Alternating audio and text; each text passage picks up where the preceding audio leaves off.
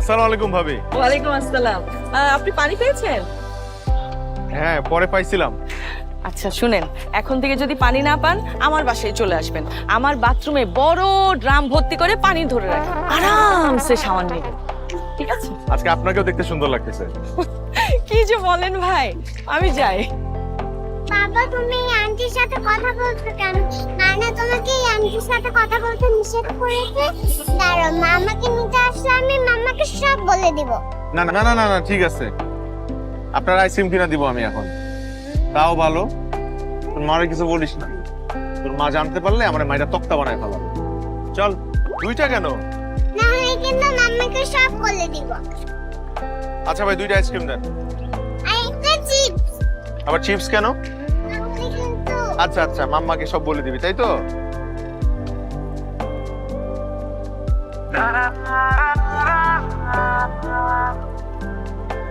আসবো।